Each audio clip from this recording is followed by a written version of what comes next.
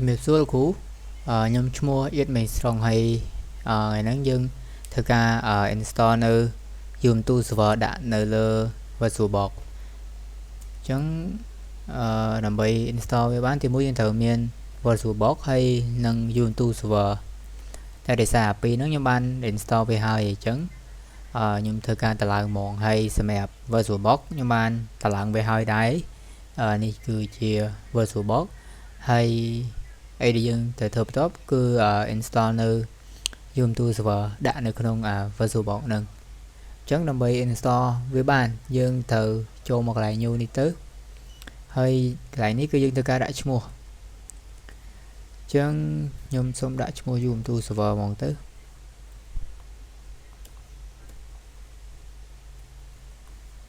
ហើយ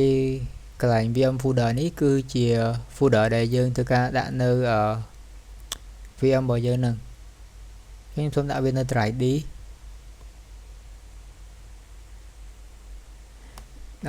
ដាក់នៅ folder មួយនេះដែលខ្ញុំបានបង្កើតវាហើយអញ្ចឹងខ្ញុំ select យក folder ហ្នឹងបន្ទាប់ពីយើងបានរើ folder វាហើយយើងត្រូវការដាក់នៅ file image ISO image ហ្នឹងដែលយើងបាន install មកអញ្ចឹងនេះគឺជា ISO image Ubuntu version 24 live server ហ្នឹងអញ្ចឹងខ្ញុំត្រូវការបើកវាតទៅពីយើងបានដាក់វាប៉ុណ្្នឹងហើយយើងចូលមកខាងក្រោមនេះវិញកន្លែងនេះគឺយើងត្រូវការទីមួយគឺ username ហើយ password អញ្ចឹងខ្ញុំសូមដាក់ឈ្មោះខ្ញុំ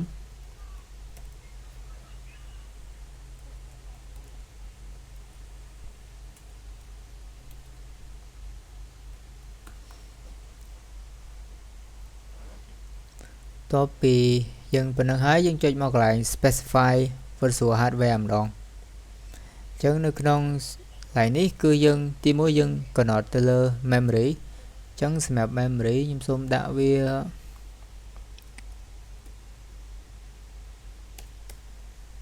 ហើយ CPU ខ្ញុំដាក់វា4ខ្ញុំសូមធ្វើការ tick line នេះ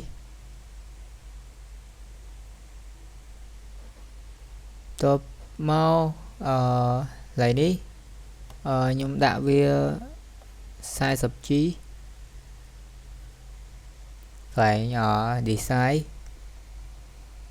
តបពីយើងបាន finish ទាំងអស់ហ្នឹងហើយយើងចុច finish ហ្មងទៅអញ្ចឹងវានឹងធ្វើការ run នៅ image មិញហ្នឹង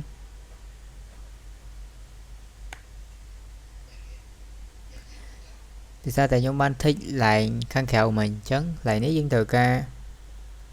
add នៅimage របស់យើងនឹងចូលសារថ្មីអញ្ចឹងនេះយើងសូមដាក់សារថ្មីទៅហើយយើងត្រូវការ mount វាចំណែកនេះខ្ញុំសូមយកនេះទៅ Ubuntu server with HWE kernel អញ្ចឹងវានឹងដើរអញ្ចឹងយើងរងចាំវា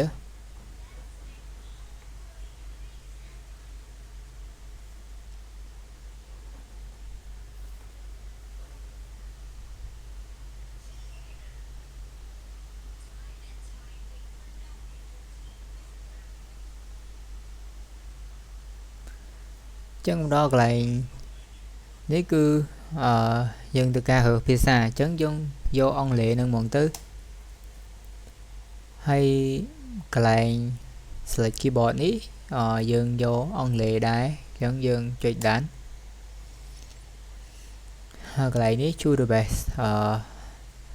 for installation ហ្នឹងអញ្ចឹងយើងចុចកន្លែងហ្នឹង done ដែរទៅហើយ config នេះក៏យើងចុច done ដែរកន្លែង proxy address នេះយើងអត់មានអញ្ចឹងយើងចុច done ដែរអញ្ចឹងកន្លែងនេះគឺmirror address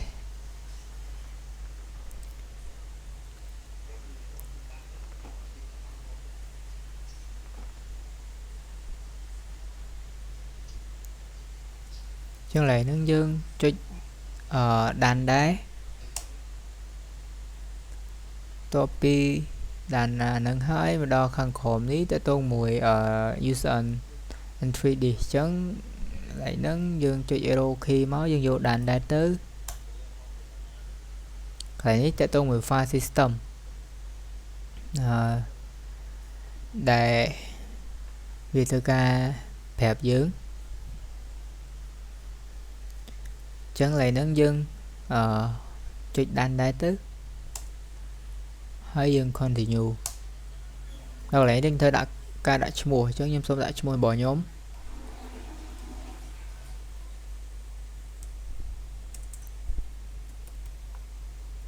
lại ní cư dân thơ ca đã vừa nằm chấn xôm đã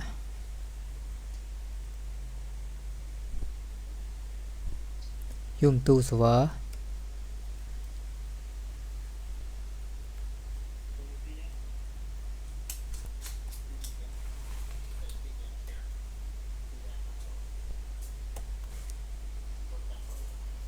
hay khăn còm nếu dân thư ca đã username hay password cho em xong đã mua bỏ nhóm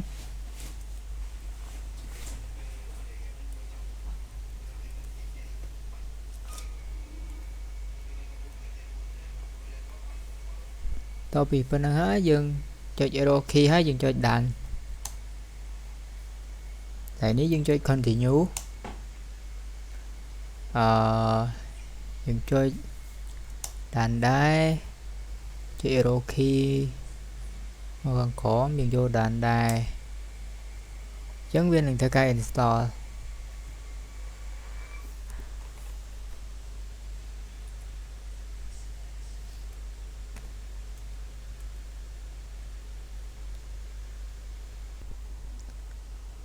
hello we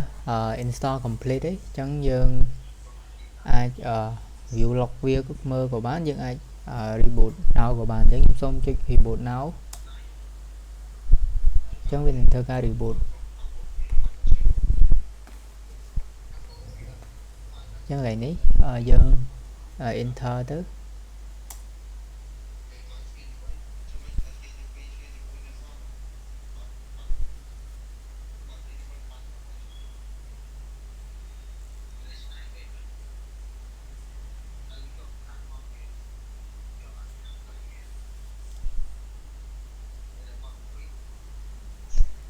chấn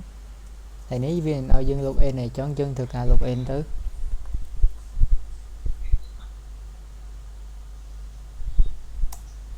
dương đã password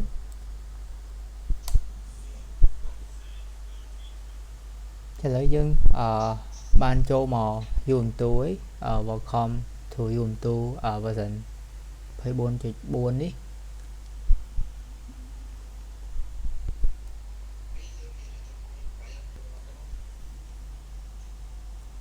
cái này ní nhôm xôm thờ ca update vía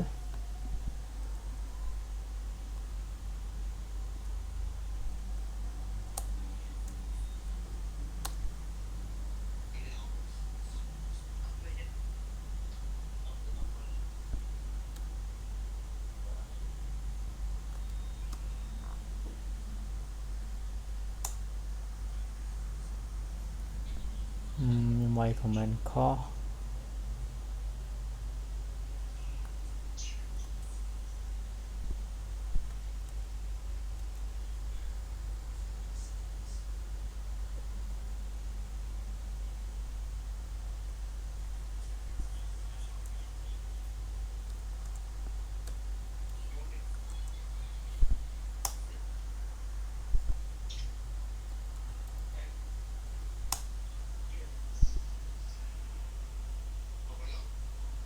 trong việc tôi bị dương ban âm đẹp hơi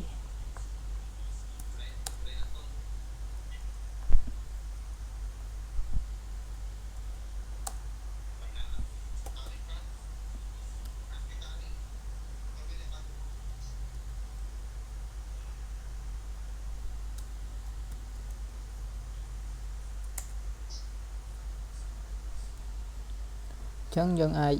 per commander của ai per nữa who am I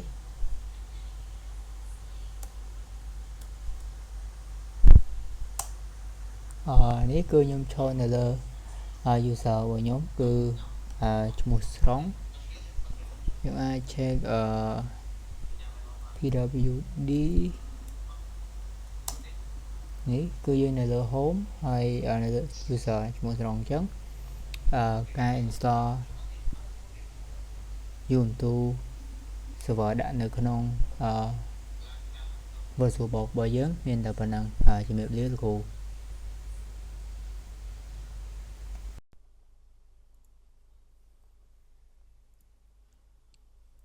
ខេ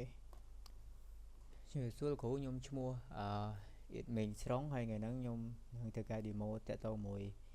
basic ដែល Linux command អញ្ចឹងយើងចូលទៅ terminal ដែលដំបូងគេគឺយើងធ្វើការ check នៅ working directory របស់យើង pwd បន្ទាប់ពីយើងcheck working directory ហើយយើងមាន command មួយទៀតគឺ ls ចឹងអាហ្នឹងយើង list នៅ working directory របស់យើងហ្នឹងចឹងនេះបើខ្ញុំមាន desktop មាន document មាន download មានអីចឹងទៅចឹងខ្ញុំធ្វើការ cd ទៅ desktop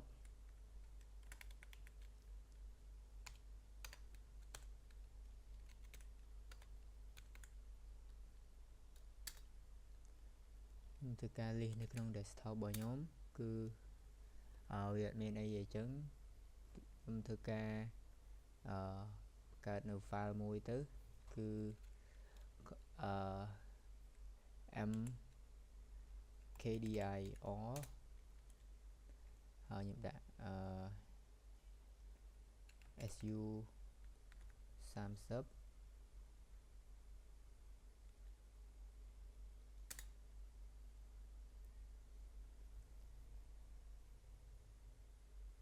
ប់ពីយើងបានបង្កើតហើយយើងធ្វើការចូលទៅកាន់ su 30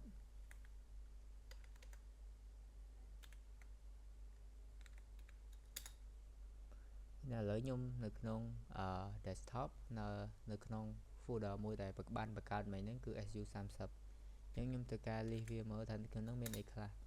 អញ្ចឹងឃើញថាវាអត់មានអីទេ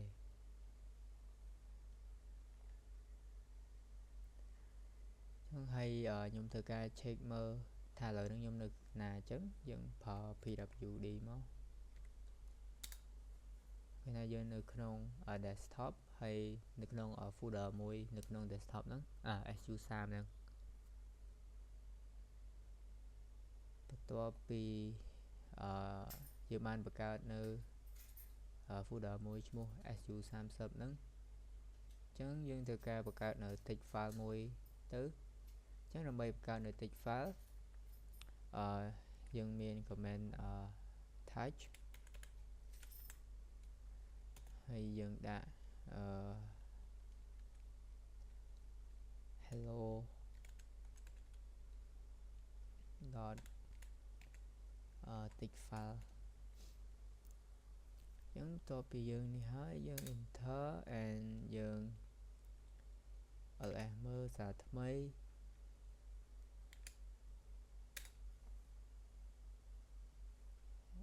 sorry ខុស ls អញ្ចឹងឃើញថានៅក្នុង folder su 30ហ្នឹងគឺមាននៅ text file hello.txt ហ្នឹងបន្ទាប់ពីយើងបានបង្កើតអញ្ចឹងហើយយើងចង់ទៅ save text នៅក្នុង file ហ្នឹងអញ្ចឹងយើងមាន command មួយគឺ echo ហើយដាក់វានៅក្នុង string ទៅអញ្ចឹងដាក់ hello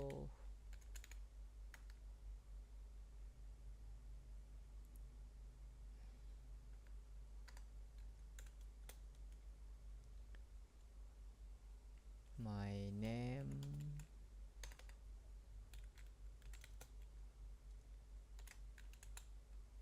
cho này dần từ tôi bị dương ban đã nâng hơi Yannick and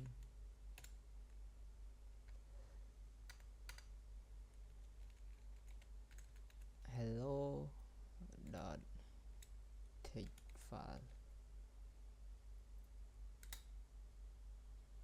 tôi bị dương ban đã nâng hơi nhưng trong dụ việc chẳng là bây dụ việc dân partner comment cat chẳng như trong dụ file nâng chấn dựng đã hello dot take chẳng khi nên được không file thì nâng cứ dân ban tôi sẽ hello mình em John dẫn tới đã bên được không hello dot thì nâng chấn nhưng partner comment với tiết cứ cat hay cho file nâng tới chấn dân cho từ mới thà nếu không file hello dot thì nâng bên miền ấy chấn cứ bên miền hello my name John đại dân ban echo with lại đi hay mà xin chỉ dân cho edit chấn còn dương miền comment với tiết đầm bày edit cứ nano chấn dương trong edit file nâng chấn những đã hello dot thì dần tư hay dần enter chấn ghi dân khơi như main file được không nâng chân dân trong add thích thay mày dẫn dân trong lục ấy chân tứ thò lấy dân trong đại time đã from SU Sam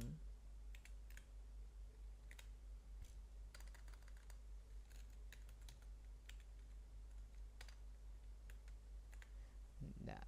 time from SU Sam điện từ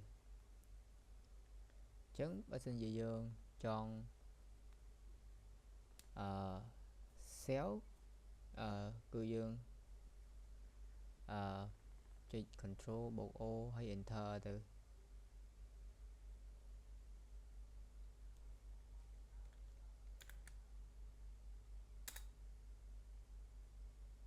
xử lý chơi ở đa chân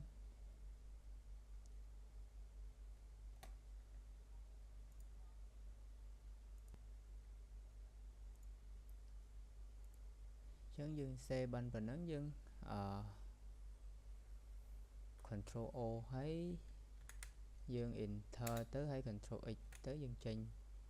một kèo quên and then dương xa từ mơ file nâng thay dương bàn cài y chẳng tư thì chấn từ 4 dương echo đây dương để say hello mình làm John tỏ máu dương từ mơ tới dương khơi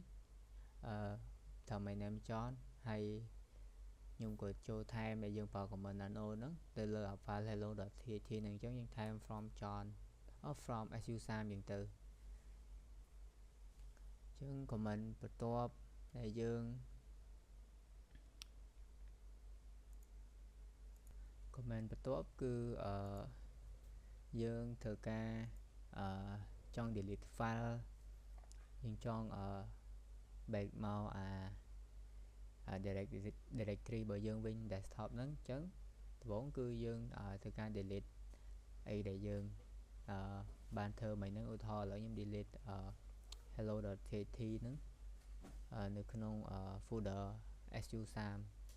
chấn là bay delete dương miền comment mối cư âm chân dương vay âm chấn file này đại dương trong delete chấn nhung delete hello dot thì nâng tứ chấn dương trong đơn là dương local đó nhưng reviewer tới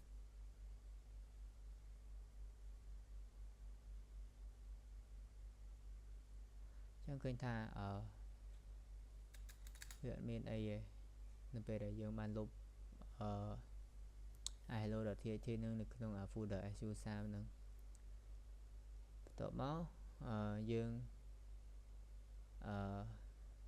back ទៅ desktop របស់យើងវិញអញ្ចឹងយើងចុច cd and .2 ទៅអញ្ចឹងយើងមកដល់ desktop របស់យើងវិញឯង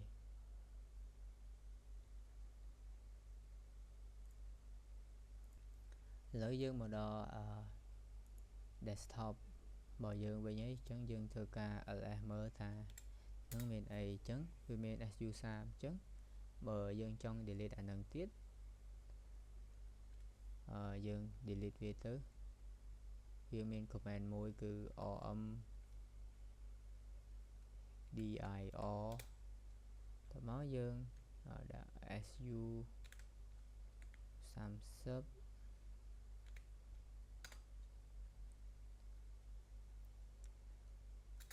មកយើង enter យើងលេសមើលថា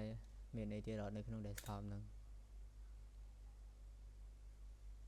អញ្ចឹងគឺយើងអត់មានអីនៅក្នុង desktop ហ្នឹងឯងដោយសារតែយើងបានលុបនៅ folder su30 ហ្នឹងហើយឯង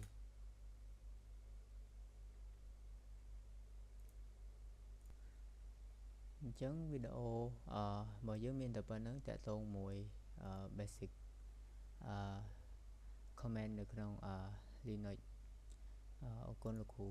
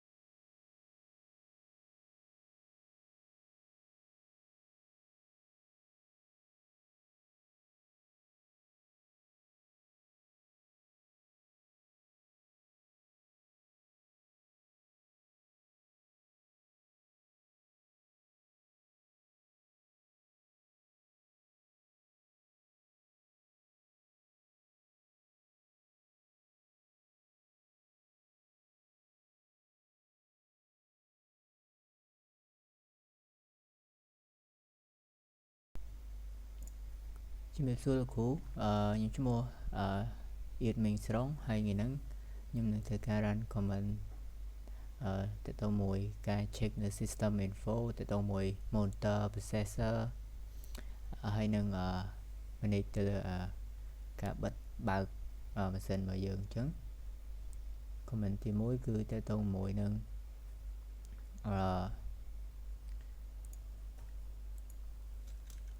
LS CPU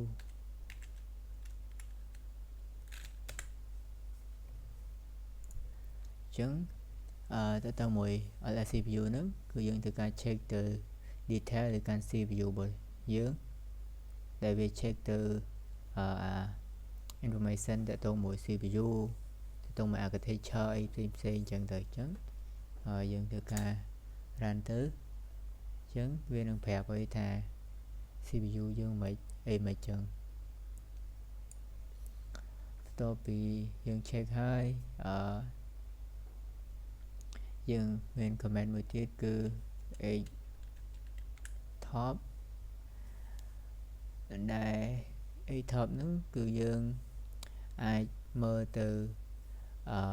process ដែលវាកំពុង run ទៅទៅមួយCPU ការប្រើប្រាស់របស់យើងហើយនឹងmemory ដែលយើងប្រើអីចឹងទៅ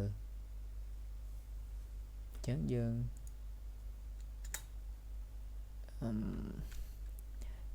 top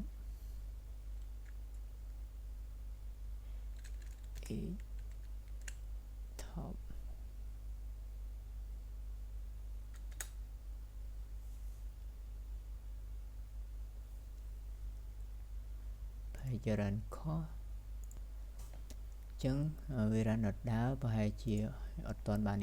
ហើយ install វាអញ្ចឹងបងខ្ញុំធ្វើការ apt update sudo apt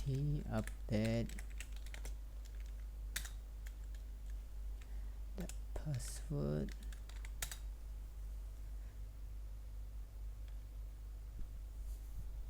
តទៅពីយើងបាន update ហើយយើងធ្វើការ install នៅ Xtop នឹងអញ្ចឹងយើងវាយនៅ sudo apt install Xtop -y អញ្ចឹងវានឹងធ្វើការ download អញ្ចឹងបន្ទាប់ពីយើងបាន download ហើយយើង check វាសាថ្មីឥឡូវវាចេញហើយ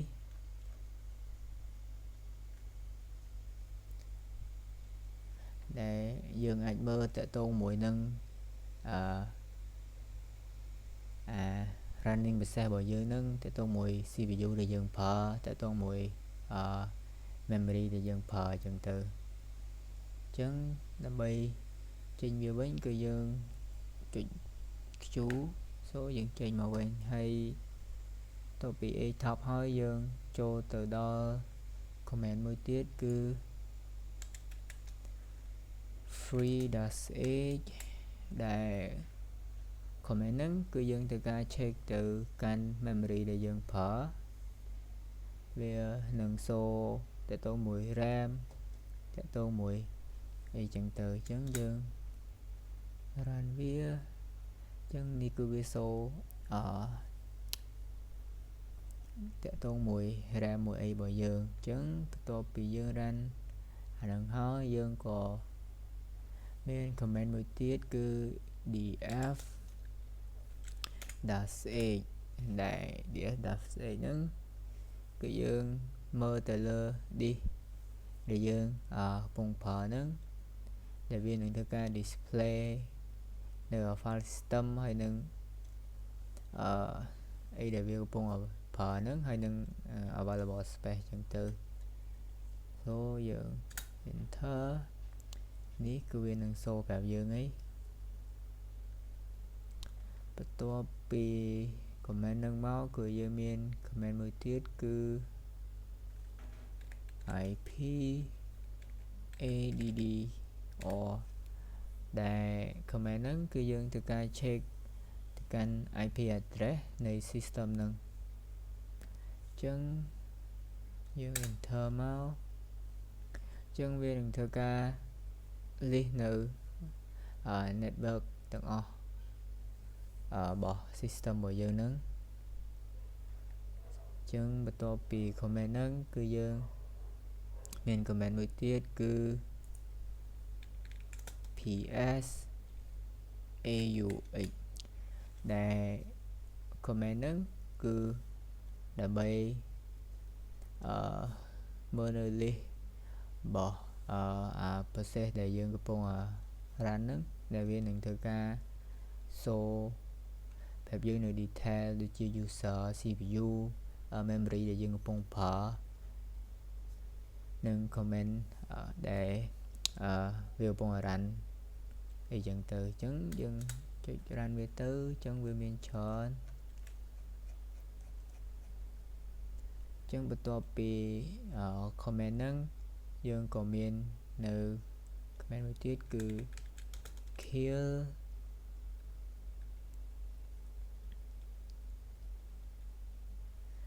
reboot អញ្ចឹងkill reboot ហ្នឹងយើងត្រូវការ restart នៅ system ដែលអញ្ចឹងយើងត្រូវការ run វា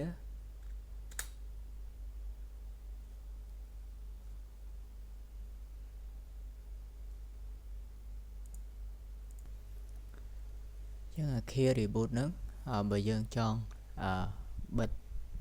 អីដែលយើងពណ៌បើកនឹងចឹងទៅហើយយើងត្រូវការ kill reboot ហ្នឹងទៅហើយយើងដាក់ឈ្មោះវាទៅវានឹងធ្វើការបិទទេចឹងតទៅមួយ comment បន្ទាប់គឺsudo power off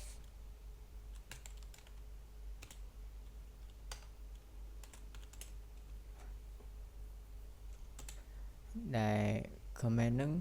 វានឹងធ្វើការ shut down នៅ system របស់យើងហ្នឹងអញ្ចឹងវីដេអូមានតែប៉ុណ្្នឹងជំរាបលាលោកគ្រូ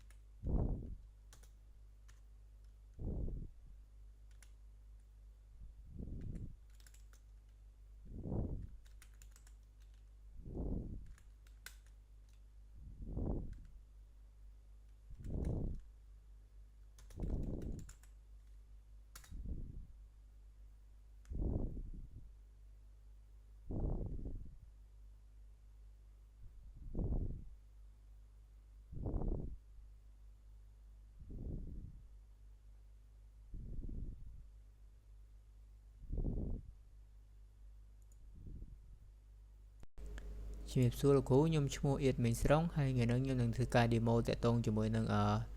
Linux User Management អញ្ចឹងដំបូងគេគឺយើងធ្វើការបង្កើតនៅ user មួយទៅអញ្ចឹងដើម្បីបង្កើតគឺយើងដាក់ sudo user add អញ្ចឹងយើងធ្វើការដាក់ឈ្មោះមួយទៅគឺដាក់ថា John Deal អញ្ចឹងយើង enter ហើយយើងដាក់ password របស់យើងមកអញ្ចឹងយើងបានបង្កើត user មួយដែលឈ្មោះ John Deal ដែល by default វាមិនជា home directory ទេuser John Deal ហ្នឹងអញ្ចឹងយើងធ្វើការ verify ថាតើយើងបង្កើត user John ហ្នឹងបានអត់អញ្ចឹងដើម្បី verify គឺយើងមាន command មួយគឺ cat etc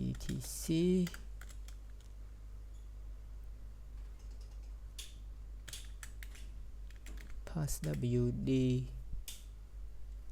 ញ្ចឹងetc passwd ហ្នឹងគឺវា store នៅ basic information ពី user នៅក្នុង system របស់យើងហ្នឹងអញ្ចឹងយើង enter មកអញ្ចឹងយើងឃើញថា user មិញនេះគឺយើងបង្កើតឈ្មោះJohn Deal ហ្នឹងអញ្ចឹងបន្ទាប់មកយើងធ្វើការដាក់ password ទៅឲ្យ user ដែលយើងបានបង្កើតមិញហ្នឹងអញ្ចឹងដើម្បីដាក់ user បានគឺយើងមាន command មួយគឺ sudo passwd ហើយឈ្មោះ user មិញហ្នឹង John D អញ្ចឹង command ហ្នឹងយើងនឹងធ្វើការassign នៅ password ទៅកាន់ user ហ្នឹងដែលអាចឲ្យ user ហ្នឹង login បានចឹងទៅអញ្ចឹងយើងធ្វើការដាក់នៅ password ទៅដាក់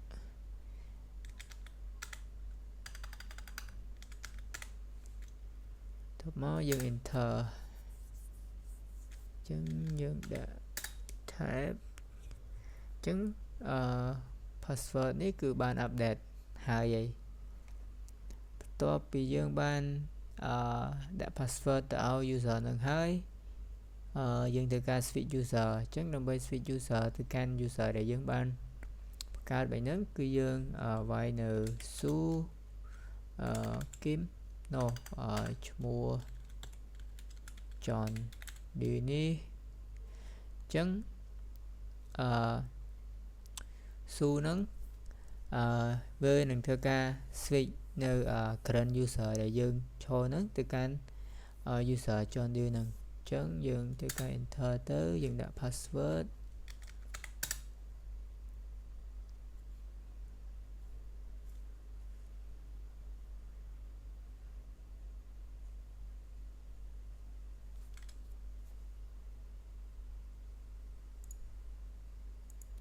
អញ្ចឹងយើងធ្វើការ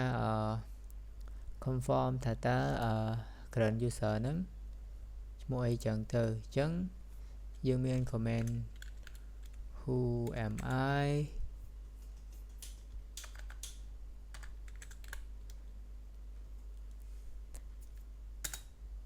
អញ្ចឹងឥឡូវហ្នឹងយើងនៅJohn D ហ្នឹងអញ្ចឹងបន្ទាប់មកយើងសាក check ទៅ directory របស់វាដើម្បី check គឺយើងមាន command pwd ដែលវានឹងធ្វើការសូនៅ current working directory របស់យើងហ្នឹង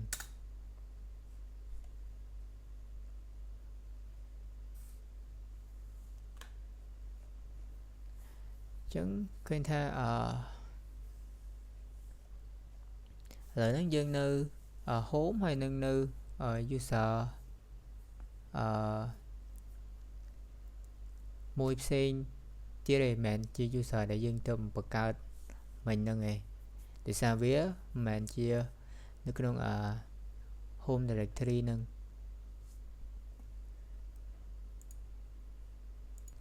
ចឹងបន្ទាប់ពីយើងវាយនៅ pwd ហ្នឹងយើងឃើញ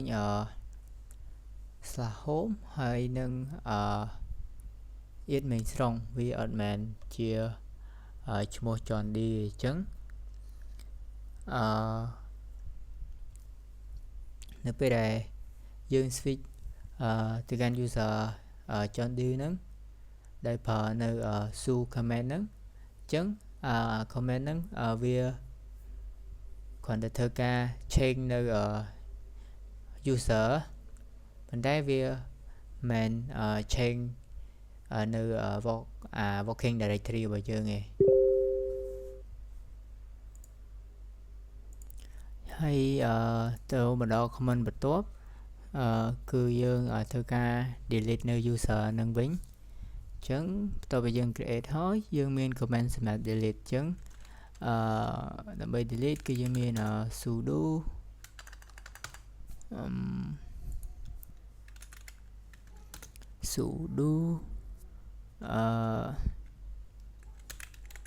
user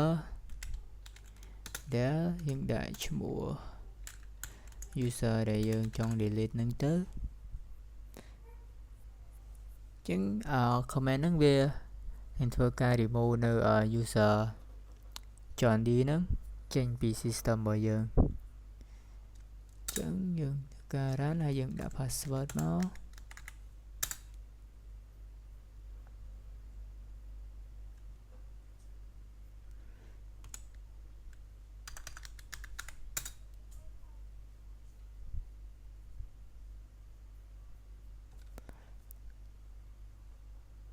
ចឹងខ្ញុំវាយខុស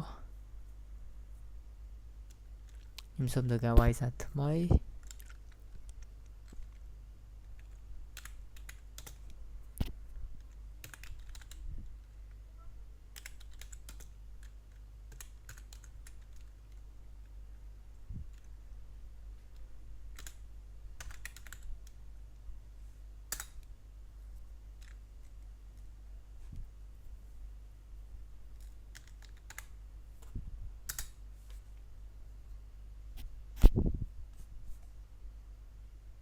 ចឹងវា error តិចចឹងបន្ទាប់ពីយើងបាន create user ហើយយើងមាន command សម្រាប់remove user ដូចគ្នាអញ្ចឹងការ exit ចេញសិនមកខ្ញុំវាយ sudo user del and then យើង delete នៅ John D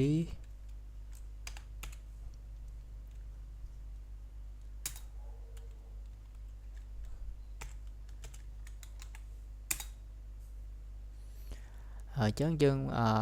បានធ្វើការលុបនៅ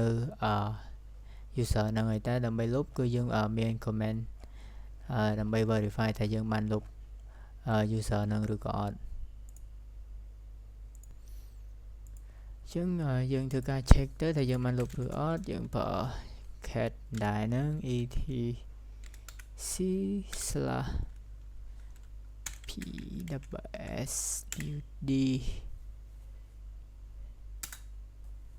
យើងឃើញថា user John ហ្នឹងគឺយើងបាន delete វាបាត់ហើយ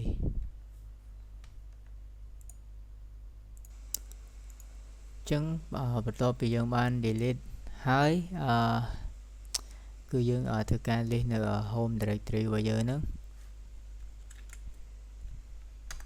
ចឹងយើងវាយ la .l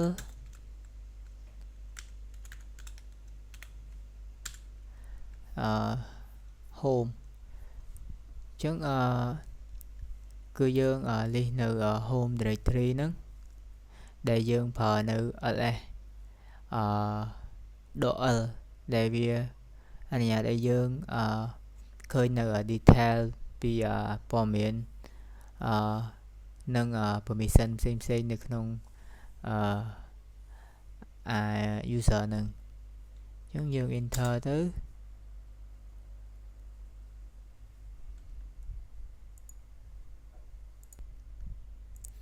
ឥឡូវយើងធ្វើការបង្កើតនៅ user មួយជាមួយនឹង home directory អញ្ចឹងដើម្បីបង្កើត user ជាមួយនឹង home directory ហ្នឹងគឺយើងវាយ command នៅ sudo user add អញ្ចឹងខ្ញុំដាក់ឈ្មោះខ្ញុំមក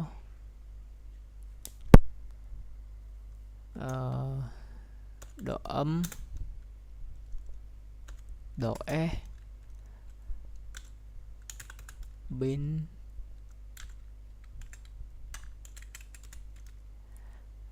ចឹងcomment ហ្នឹងវាមានន័យថាម៉េចចឹងសម្រាប់ .m ហ្នឹងគឺវា automatic បង្កើតនៅ user ហ្នឹងនៅ home directory ហើយសម្រាប់ .s ហ្នឹងគឺវា set ឲ្យយើងនៅ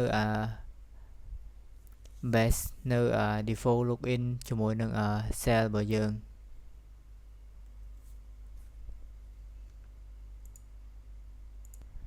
ចឹងបើសិនជាយើងអត់ដាក់ .m នេះទេចឹងនៅពេលដែលយើងបង្កើត user ហ្នឹងទៅវាអត់មាន home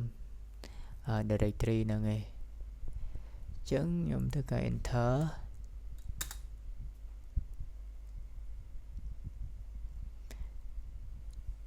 ចឹងយើងធ្វើការ verify home directory ហ្នឹងទៅ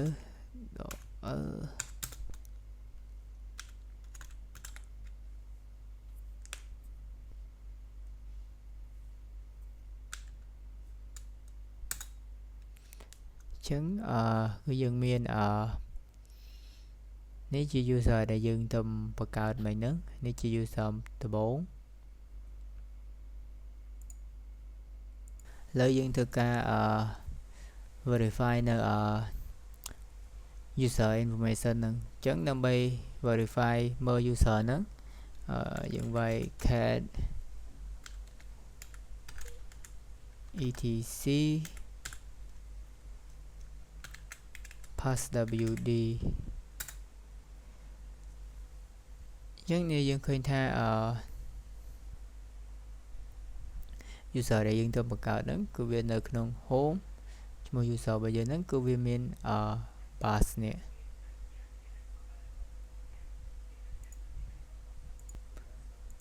បន្ទាប់ពីយើងបានបង្កើតវាហើយយើងធ្វើការដាក់ password ទៅឲ្យ user ហ្នឹងព្រោះថាបើសិនជាយើងអត់ដាក់ password ទេ user មួយហ្នឹងយើងអាច log in ទេអញ្ចឹងដើម្បីដាក់ password គឺយើងវាយនៅ sudo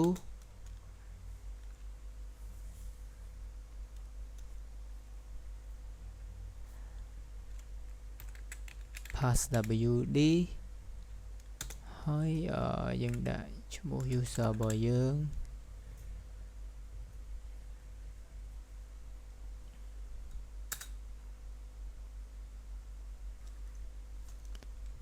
ចឹងខ្ញុំវាយឈ្មោះខុស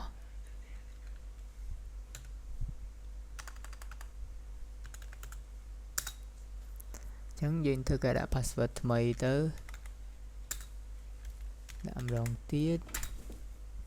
ចឹងឃើញថាគេយើងបានដាក់ password ទៅឲ្យ user ហើយតើបើយើងបានដាក់ហើយយើងធ្វើការ switch ទៅកាន់ user របស់យើងនឹងទៅចឹងដើម្បី switch ដូចមិញដែរមានពាក្យ su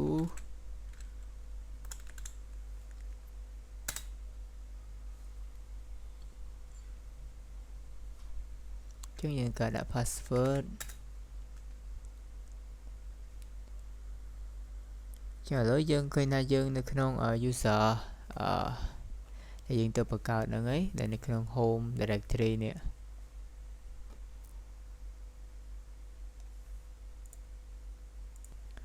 ហើយបន្តមកយើងធ្វើការ cd ធ្វើការ cd ធ្វើការ home directory នៃ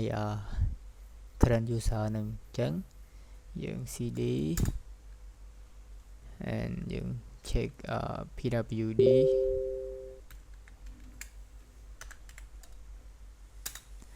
ចឹងឃើញថាយើងនៅក្នុង home ហើយនៅក្នុងឈ្មោះ user ដែលយើងទៅបង្កើតមិញហ្នឹងចឹងវីដេអូនោះមានតែប៉ុណ្្នឹងជំរាបលាលោកគ្រូជំរាបសួរលោកគ្រូខ្ញុំឈ្មោះអ៊ីតមេងស្រុងហើយថ្ងៃនេះខ្ញុំនឹងធ្វើការ demo តាក់ទងមួយ group management ហើយនិង file permission នៅក្នុង Linux ចឹងដំបូងគេហ្មងដើម្បីយើងចូលទៅធ្វើកិច្ចការបន្ទាប់គឺយើងត្រូវប្រើនៅ SH ក្នុង Windows ដើម្បី connect ទៅកាន់ server ចឹងដំបូងគេគឺយើងវាយនៅ IP ADDR ដើម្បី check នៅ IP ក្នុង Linux ចឹងវាកាំងតិច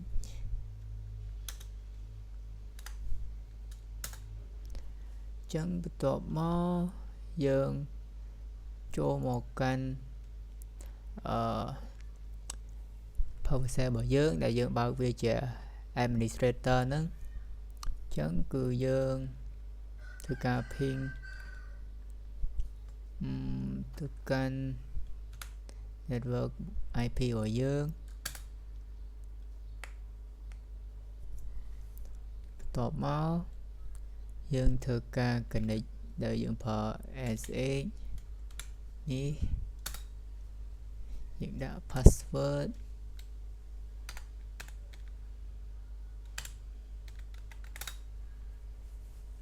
លើឃើញថាយើងបានlog ចូលទៅក្នុងserver របស់យើងហើយ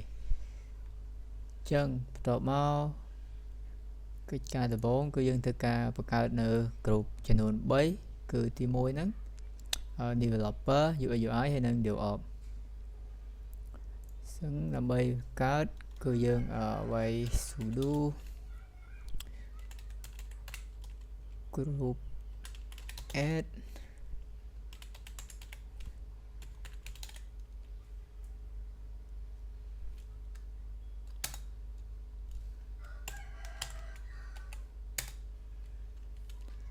តបមកយើងបង្កើត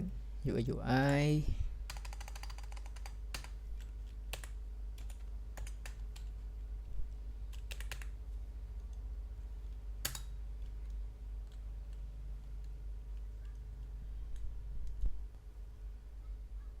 តបមកយើងបង្កើត group DevOps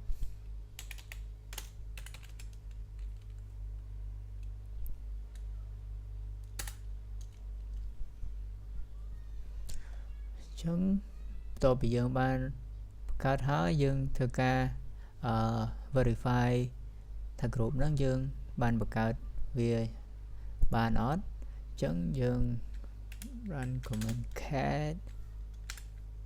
etc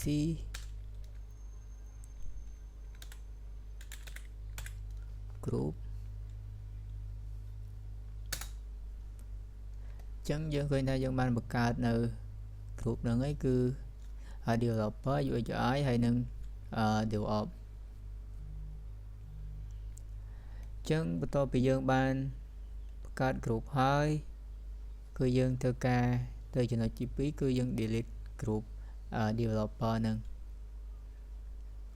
ចឹងដើម្បី delete គឺយើងមាន command មួយគឺ sudo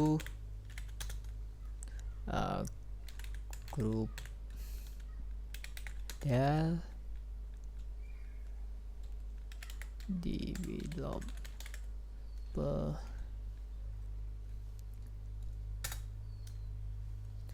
ចឹងយើងធ្វើការ verify ថាតើយើងបាន delete វាមួយក៏អត់ចឹងយើង run cat etc/group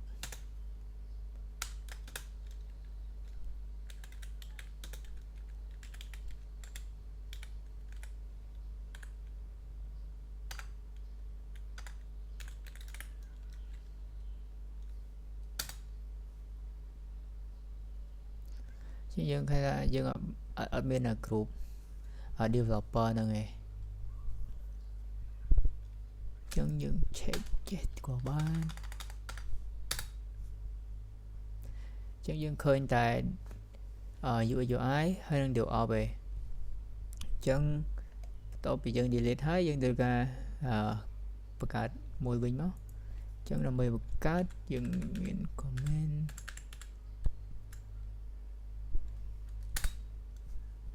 ចឹងយើងត្រូវការ check វាចឹងយើងឃើញថាយើងមាន group UI DevOps ហើយនឹង developer ចឹងយើងចូលមកចំណុចបន្ទាប់គឺយើងបង្កើតនៅ file 3នេះ developer UI ហើយនឹង DevOps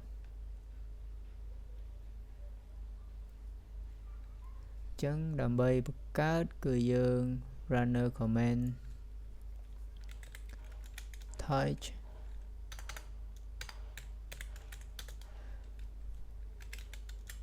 developer process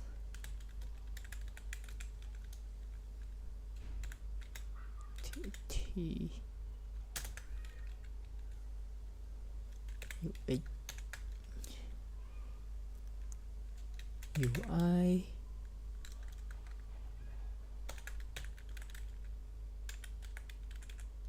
process.txt និងចុងក្រោយគេគឺ DevOps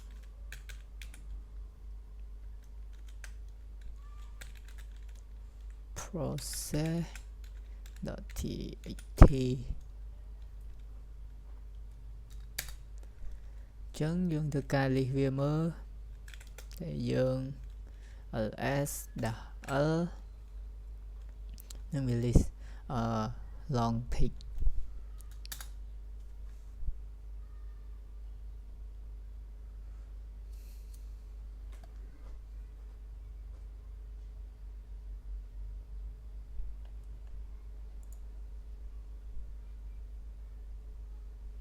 ចឹងបន្ទាប់មកយើងធ្វើការ list វាមើលទៅចឹងយើងវាយ ls-l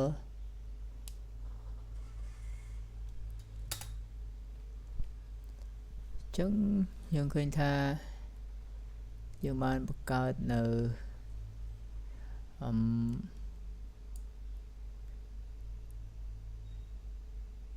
developer process DevOps process ហើយនឹង UI នេះចឹងបន្ទាប់ពីយើងបានបង្កើតហើយយើងត្រូវការ change នៅ file permission ទៅ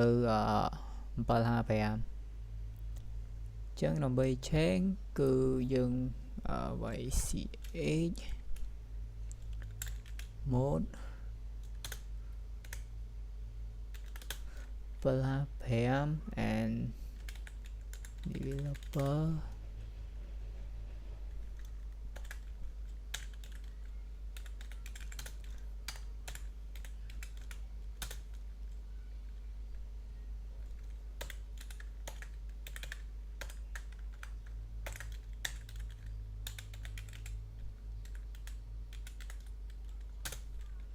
និង DevOps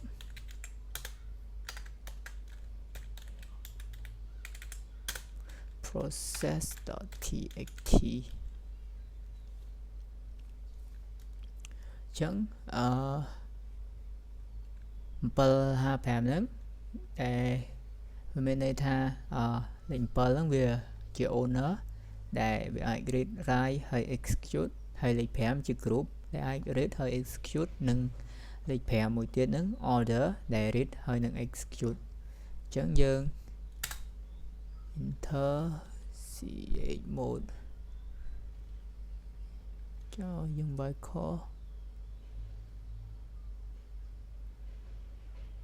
developer ដោយសារតែខ្ញុំវាយខុសចឹងខ្ញុំសូមវាយសារថ្មីឡើយនេះខ្ញុំ change ទៅ txt and យើង enter បន្ទាប់មក dương lý mơ về một đòn tiết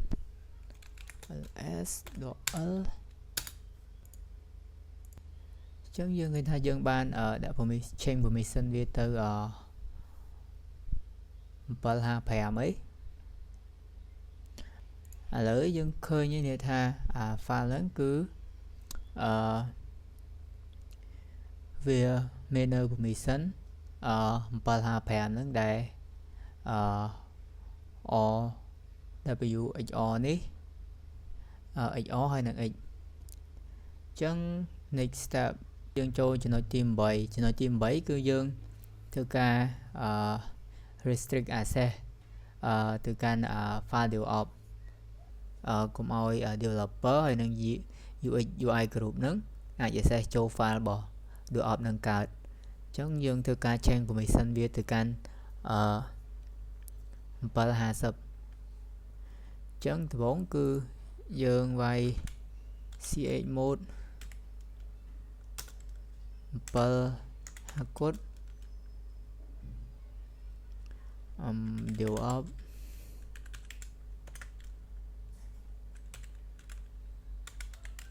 process.txt chẳng dừng live mơ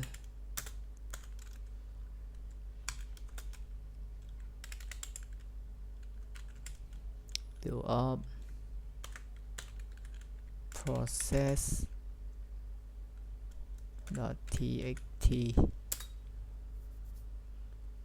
chân lỡ dân khơi tha dương ban đã permission từ OV đây vì miền OW XO độ X hay độ 3 nữa vì chữ owner để vì ai read ai write ai execute ban điện tử hay o độ X nữa vì chữ group chân group điều up nữa ai read hay nâng execute hay ở độ 3 nữa vì chữ order và to bị nâng máu lợi dân thơ ca channel group owner tôi file mùi nâng chấn vòng kế cư dân sudo developer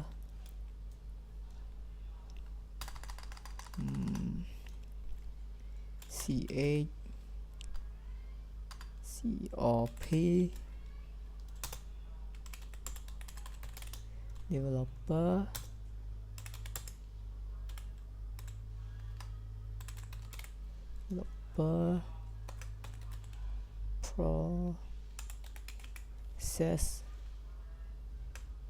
process.txt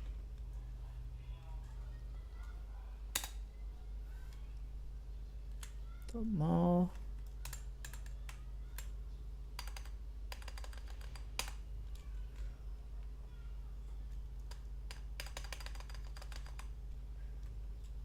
UX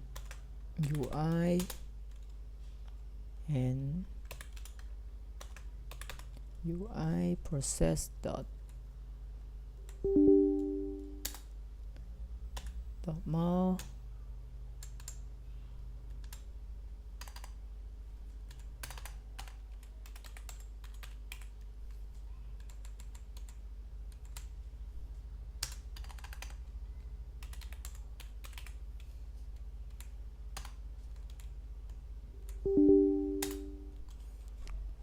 những thực ca lịch mơ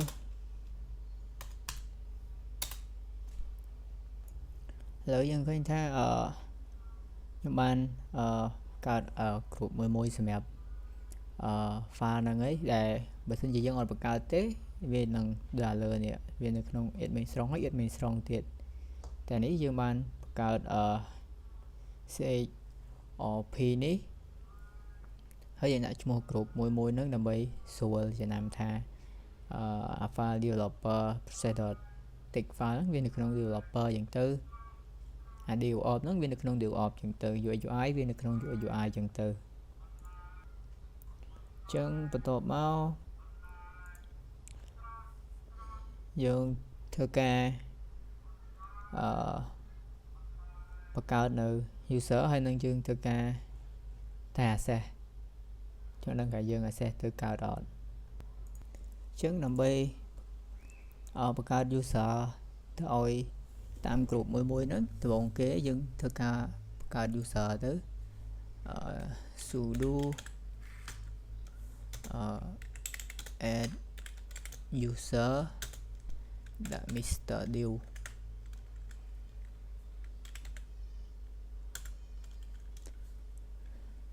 sudo add user ខ្ញុំដាក់ Mr. Dew ខ្ញុំដាក់ password ឲ្យវា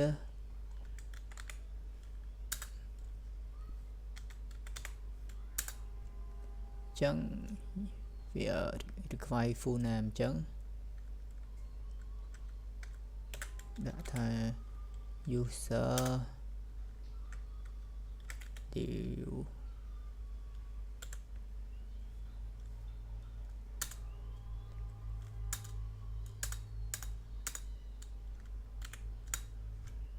តបមកយើងធ្វើការ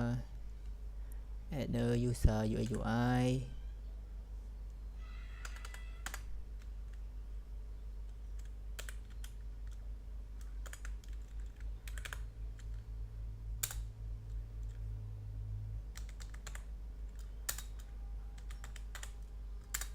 ចឹងខ្ញុំដាក់ user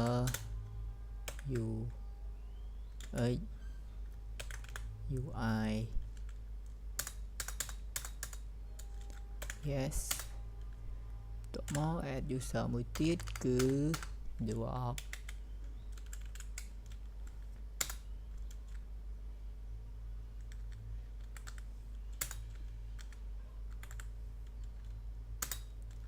ដាក់ full name ដាក់ user developអូ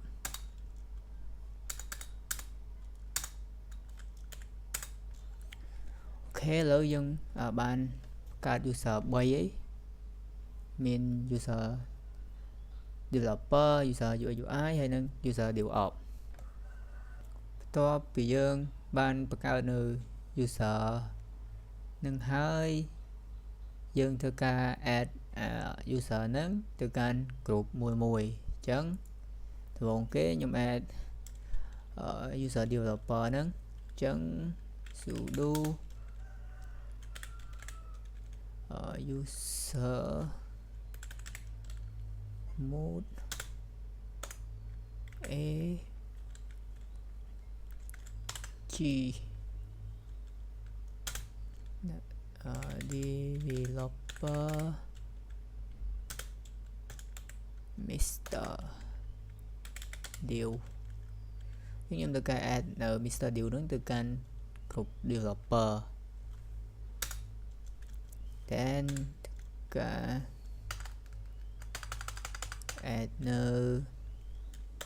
UX UI Mr.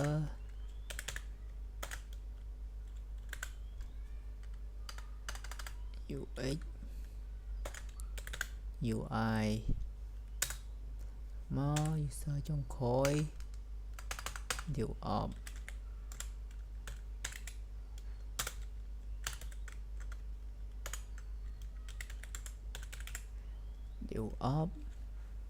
and ខ្ញុំ add នៅ content ខ្លះចូលទៅក្នុង develop file ដើម្បីយើងសួរចំណាំអញ្ចឹងយើង echo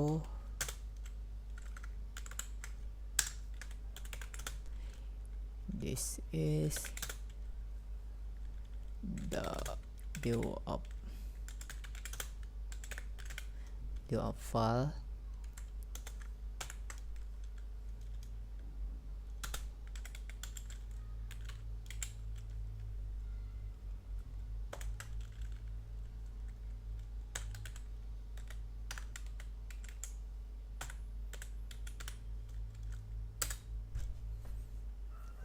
ចឹង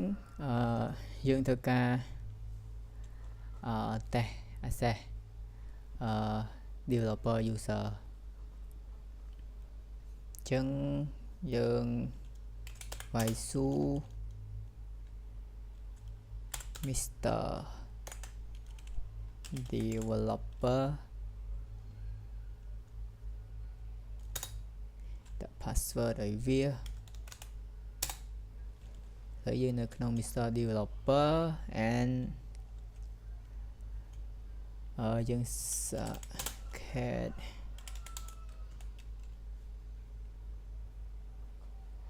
dev up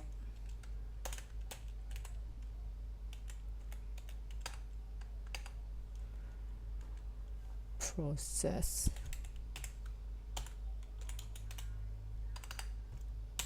tt ចឹងយើងឃើញហើយថាយើងអត់អាចយក user developer ហ្នឹង access ទៅកាន់dev file បានឯព្រោះវាមាននៅ permission ខាងលើ750ហ្នឹងអញ្ចឹងuser ហ្នឹងដោយសារវាមិនមែនជា user របស់ dev group ហ្នឹងឯងអញ្ចឹងយើងធ្វើការ test មួយទៀតគឺ UI UI អញ្ចឹងខ្ញុំ exit វាសិនយើងចូលទៅ user Mr. UX Mr.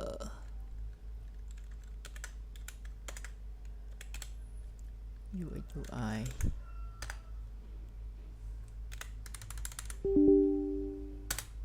ដាក់ password ឥឡូវយើងចូលទៅ user UI UI and យើងសាក save file ហ្នឹងមើលការ៉ុត dev of process dot text file យើងអត់អាច access ទៅដូចគ្នាដោយសារអីដោយសារតែតើវាជា user dev of ដែលវាអាច access ទៅកាន់ dev of file នឹងបានព្រោះកៅពី user ហ្នឹងអត់អាច access ទៅបានទេហ្នឹងវីដេអូមានតែប៉ុណ្្នឹងជំរាបលាលោកគ្រូ